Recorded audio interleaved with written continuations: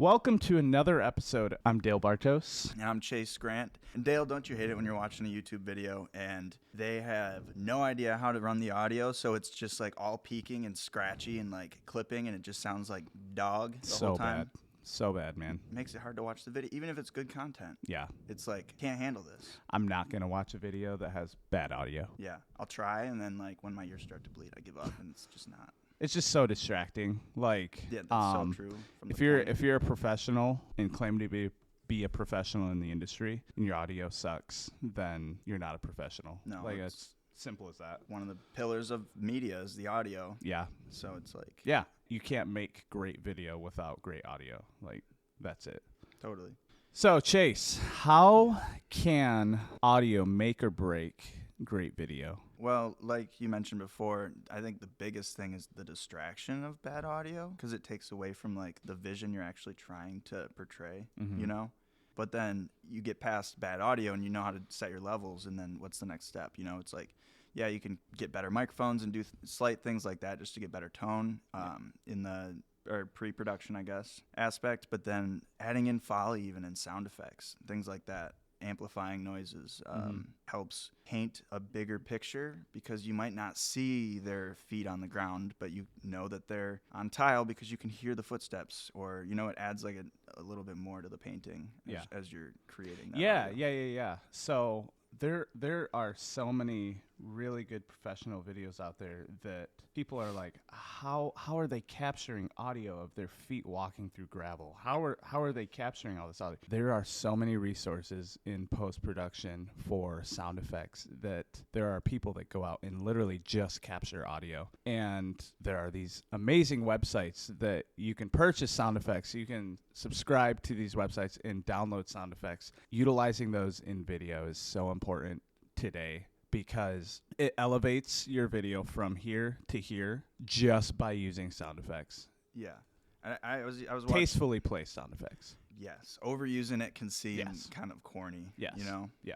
And I was watching a movie the other day, and it was weird because, I mean, it was a horror movie, but the way that they did the sound effects just added so much to the immersiveness of it all that, like, I think especially in, like, when you're talking about horror, you've got so many layers that just get you into that room with that, you know, creepy closet, like a heartbeat sound effect. There's so many, so many subtle things and that you don't notice until you really, really listen. Right, and it's like the little shimmer that you could add in like a wedding video or something too, right? Yeah. Like, do you play around with much like Foley and adding sound effects at all with some of your wedding videos that you do? Very, very subtly. Again, going back to overusing sound effects, I feel like wedding video is a place that it would be really easy to overuse, and I don't want to ever take away from also the raw and realness of what's being said throughout the video. So how I kind of structure my wedding films is I implement a lot of audio of people talking either about our couple, to our couple throughout the day, or the couple themselves talking, and that takes me back to capturing good audio as well. Sound effects is huge. Like, let's say I'm shooting a scene of a lake, like Lake Michigan, for example, and I'm getting beautiful drone footage, this venue right on Lake Michigan, and the waves are crashing, and obviously I can't capture that day of, so I'm going to use sound effects, the proper right sound effects of waves crashing, but only in certain points throughout the video. And it's not going to be every time you see waves either. It's like there's especially specific moments in an intro, let's say the intro to the video, where I've got beautiful drone footage and I really want to just accentuate that. We're going to bring in some waves crashing. We're going to bring in the sound of some birds, like seagulls cawing, you know, whatever it is, and then we're going to fade it out and bring in really good audio. So it's something I struggled with in the beginning of wedding filmmaking. And it wasn't that I didn't know what I was doing. It was sometimes capturing good audio is out of your control. Unfortunately, like, you can't, especially in a run and gun situation like shooting a wedding, sometimes capturing really good audio is just completely out of your control. Yeah. But that goes back to having all the tools in the tool chest that you can possibly have. So I have made it a huge point to have redundant redundant recordings. Ways to of capture, yeah. anything I can throughout the day. So obviously last ditch effort is an on-camera mic. Horrible audio. Right. But it'll at least catch good ambient audio of, you know, people cheering or clapping or Yeah. whatever. I'm capturing audio from a DJ board, sound mixer, whatever it is, directly to a external recorder via XLR. There's times where I'm double miking a Groom. Oh, yeah. So I'm sending audio directly into the camera via either DJI mics, or there's a lot of other things that you can use that way. And then I'm sending audio directly from the Groom or the officiant or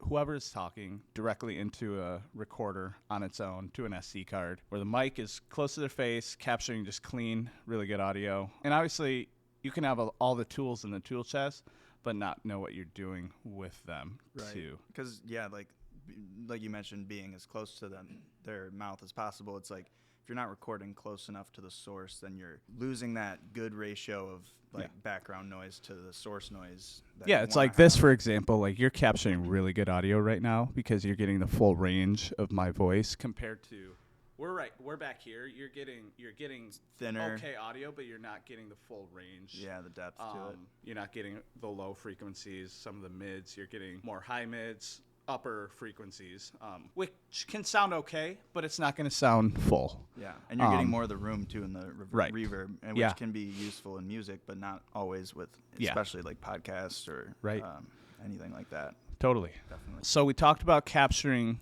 good audio. We're talked about having every tool that you can possibly have to capture good audio. Yeah. What kind of post-production work can make or break good audio as well? Well, a really cool tool that I like to use too is like spectral audio editing. Mm-hmm. So you can, because when you think about recording like this one microphone and you have like, say my phone goes off, you know, and makes a noise. It's all layered together. It's all printed together. My voice is overlapped with the same frequencies that are going on with that tone of the phone, for instance. But what spectral audio editing lets you do is go in there and basically like do surgery on the audio, cut that out, but still leave my voice in, which is, before that, it was just like you're either chopping that section out or leaving it alone, you know?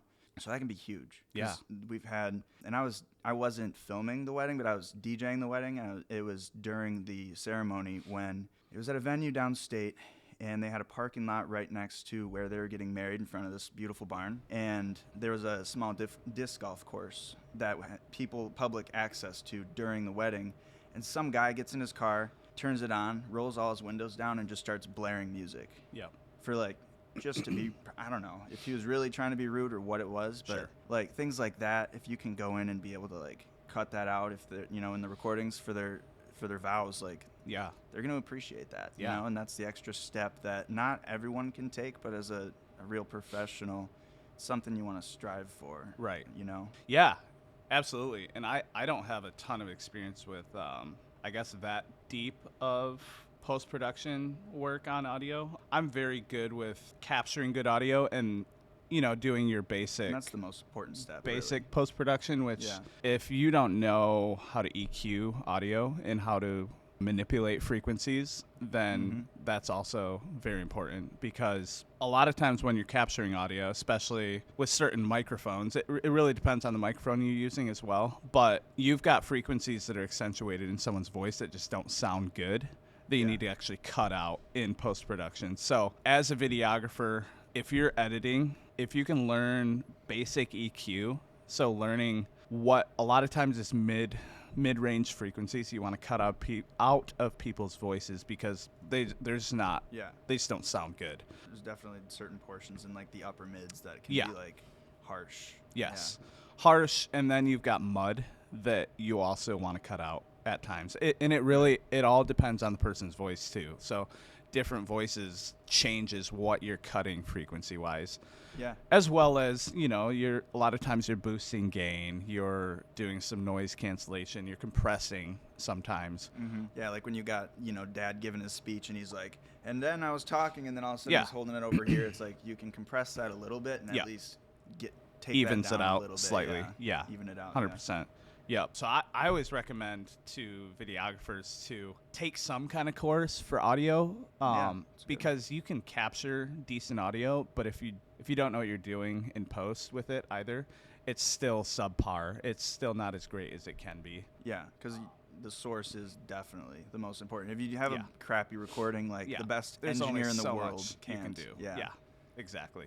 So it's huge. Yeah, and then obviously learning reverb, learning when to apply it, when not to apply it, how much to apply is very important. Like, thankfully for me, I have a background in audio. Like, I didn't go to school for it, but I went to school for music. Through that, I was able to do a lot of live sound training, a lot of studio training even, and not even all necessarily training, just a lot of hands-on work throughout the years, which gives you a really good foundation for good audio. Yeah, it teaches you how to troubleshoot. Yeah. And know when the audio isn't good, because sometimes on the spot you're like, okay, I'm getting good levels, but am I really listening, like tentatively listening to this feed in the headphones and being like, oh, this is a little tinny, we need to move the mics a little closer, things like that I know you're really good at because of that experience. And gain structure too is very important. Like, you're really good at that. Like, tell us a little bit about your background in audio. Like, you went to school for it? Yeah, I went to college for audio tech and then started a small recording studio, like a bedroom studio, kind of built that up over the years. Kept buying things, just like throw it on the credit card, pay off the credit card with the recording money, and then, voila, now you have a recording studio. And, like, the classes taught me a lot, but it was a lot of, like, here's a taste of live audio. Here's a taste of studio work. Here's like a taste of post-production and more like Foley work and things like that. Sure. And then what do you like? And it kind of sets you in that direction. Mm-hmm. And I really liked the studio work. I liked the personal connection with people, being in that intimate setting a lot of times, working with musicians or podcasters or what have you. Mm. Well, and from there, I learned most everything just doing it. Like you were saying, like working with live audio, like you learn what works and what doesn't work for your setting. Yeah. And what mic's gonna sound better. And if you have the ability to A/B test things, that's huge. Like having a guinea pig to be like, all right, play these drums, and then I'm gonna swap out a few mics and try it with these, or try the drums with these mics, and like just that kind of testing. You just can't get that from just YouTube videos. A lot of times, you just gotta try it. Yeah, trial and error. And I got really lucky, I guess, with my background, because I was just always, I've been in environments of sound audio for so many years now that it's something I'm always thinking of. It's something, it doesn't matter what I'm filming, doesn't matter, like, I've been very involved with like church life stuff that has given me a lot of experience with audio, not just as a musician, but I've been the guy on the soundboard running live sound for different events, different services, whatever we've got going on. And it constantly makes you think. Gain structure, very important, because, again, we're going back to if the source is bad, if you're not getting a good source of audio, good input gain, there's only so much you can do. Well, and that helps you be a better musician, too, because then you understand how to be the good source to an extent, Yeah. Right? And it makes you a better filmmaker. It makes you better. Exactly. A better creator, you have to think about audio just as much as you have to think about video and what you're capturing. Because capturing good audio, but going back to the whole sound design thing, that's almost half of the aspect of storytelling. You're telling a story more so than just the video that you're capturing. You're telling a story with the audio because when you're implementing. When you're out there filming, you're not going to get that audio of the leaves rustling, or like the wind blowing through the leaves or anything like that. So like you said, with having the waves crashing, like adding that in post puts you back in that scene just that much more. It's just immersive. Cool. Like you, as the viewer, you want to be as immersed in this video as you possibly can be. So that involves, like for me, for wedding videos, it has involved capturing every single moment of anyone talking throughout the day. Again, I'm going back to wedding video because it's what I do mostly. Like it's my bread and butter. And what has taken my wedding films from here to here has been audio. And if you're not capturing good audio for your wedding films and you claim to be a wedding video professional, then you need to rethink that and get really good at really good audio. Because like circling back, it's overlooked a lot. So if you're just focused on everything else, which is all still important, composition and like lighting and everything, like no one wants to just see B-roll of someone's wedding day. No one just wants to see B-roll and say, oh, that's pretty footage and not actually be immersed, to actually feel like you're a part of the day, to actually, as the couple, to actually relive your wedding day. I don't think you can actually properly do that without good audio. Yeah. Like, you're just watching pretty video throughout the day that means nothing. I mean, it means something to them, but if you can incorporate really good audio from speeches, like their best man and their maid of honor, Like the sniffles, you know. yeah, like when all things of get the emotional. emotion, like Yeah. you can't capture emotion without audio. Like sure. it's just not a thing. So Yeah. it's great.